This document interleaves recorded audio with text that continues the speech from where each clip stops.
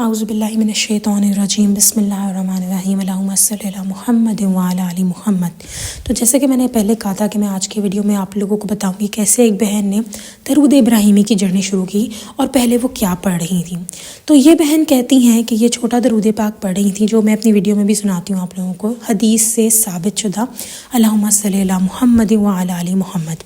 اور وہ کہتی ہیں کہ وہ اس کو لاکھوں کی تعداد میں ختم کر چکی تھیں اور اس سے انہوں نے فیض بھی پایا، ان کی زندگی کے معاملات بھی حل ہوئے، ان کی مشکلات پریشانیاں بھی حل ہوئیں، وہ کام جو ناممکن تھے وہ بھی سب حل ہو گئے۔ لیکن اب وہ کہتی ہیں کہ ایک دن کچھ اس طرح ہوا کہ ان کی گاڑی کا ٹائر خراب ہو گیا تھا، یا انہوں نے ٹائر لینے تھے، کچھ اس طرح کا واقعہ تھا، اور وہ کہتی ہیں کہ وہ گاڑی میں بیٹھی تھی، شدید گرمی تھی اس دن، اور وہ ایک سے دوسری دکان، دوسری سے تیسری، اس طرح گاڑی کے ٹائر لیتی پھر رہی تھی اپنے گھر والوں کے ساتھ۔ اسی میں ان کو سعدیہ بہن کی ویڈیو نظر آ گئی درود ابراہیمی سے متعلق، جس میں ایک عورت کا واقعہ سعدیہ بہن نے بتایا تھا، جس کے اندر تھا کہ کس طرح وہ ایک عورت تھی، اس کے اوپر جادو کا معاملہ ہوا اور کس طرح جو ہے اس نے درود ابراہیمی پڑھا اور اس کے معاملات ٹھیک ہوئے۔ وہ بہن کہتی ہیں اب میں نے جب یہ بات سنی تو میں نے درود ابراہیمی ورد کرنا شروع کر دیا۔ اب وہ کہتی ہیں کہ ہم گاڑی کے ٹائر لیتے پھر رہے تھے کیونکہ سیکنڈ ہینڈ لینے تھے، فرسٹ ہینڈ وغیرہ کافی مہنگے آتے ہیں، سیکنڈ ہینڈ ٹائر کہتی ہم نے لینے تھے، اور سیکنڈ ہینڈ ٹائر کا مطلب ہے کہ چلے ہوئے اس میں کوئی نہ کوئی نقص ہوتا ہے۔ اب وہ کہتی کبھی ایک دکان پہ جائیں کبھی دوسری دکان پہ جائیں، معاملات نہیں بن رہے تھے۔ کرتے کراتے جب انہوں نے درود پاک کا ورد شروع کیا، درود ابراہیمی کا ورد شروع کیا، تو وہ کہتی ہیں کہ مانو ایسے جیسے میں جو اتنی عقل نہیں رکھتی مجھے خریداری آ گئی ہو۔ اور وہ کہتی ہیں کہ ہمیں ایک دکان ملی جہاں پہ ایک وہ پٹھان سا تھا، اونر خود نہیں تھا وہ، لیکن وہ ڈیل کر رہا تھا، اور وہ کہتی ہیں کہ ہم نے اس سے ٹائر کا کہا تو اس نے بڑا کانفیڈنٹ ہوئے کہا جی کہ ٹائر ہمارے پاس تو لوگ ٹائر لینے جب آتے ہیں تو بس کہتے ہیں ٹائر لگا دو، یہ نہیں پوچھتے کہ صحیح ہے، کہ دیکھتے بھی نہیں کیونکہ انہیں اتنا اعتبار ہے ہم پہ،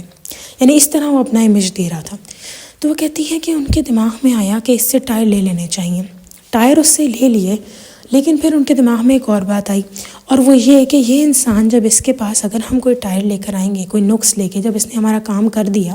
اور جب ہم دوبارہ اس کے پاس آئیں گے کہ یہ ٹائر تم نے خراب لگا دیے یا اس میں یہ مسئلہ ہے یا یہ نقص تھا،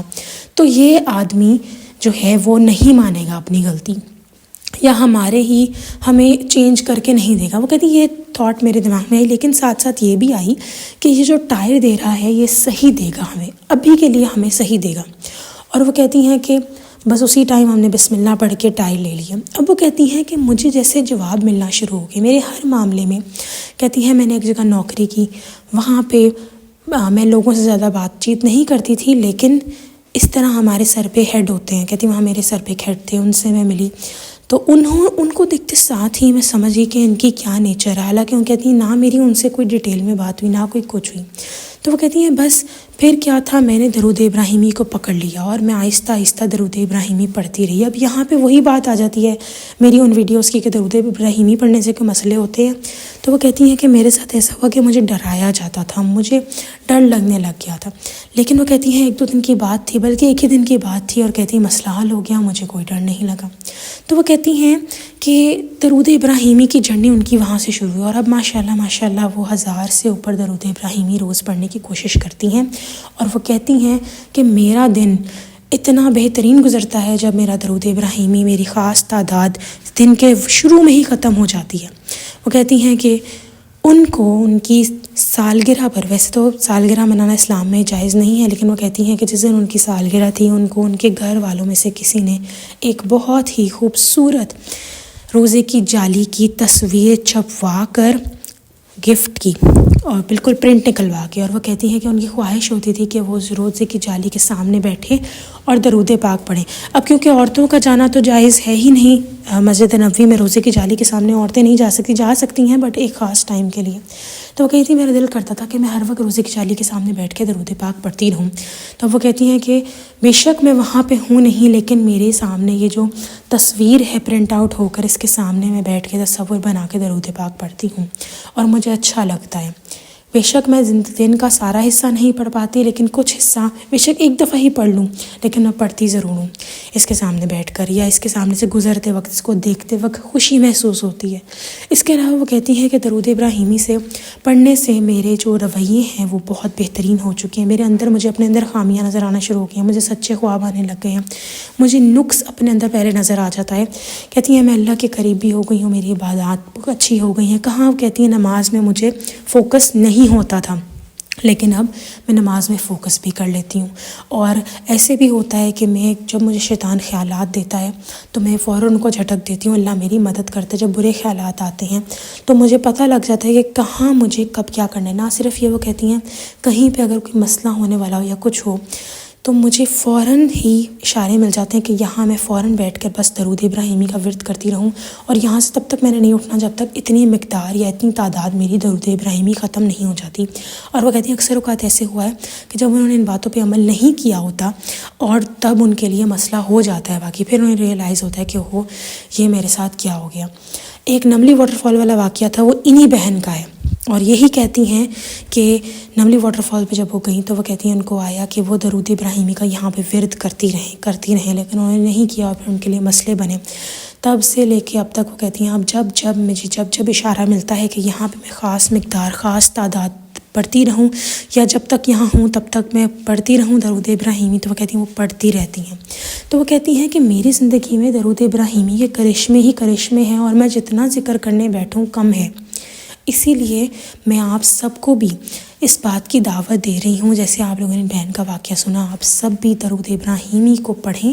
اس کو اپنی زندگی کا امام بنائیں، اپنے آپ کو اس بات پر۔ جو لوگ پڑھ رہے ہیں مجھے اتنی خوشی ہوتی ہے قسم سے، جو لوگ مجھے کامنٹ سیکشن میں آ کے کہتے ہیں کہ ہم نے پڑھنا شروع کیا، ہماری زندگی بدل رہی ہے،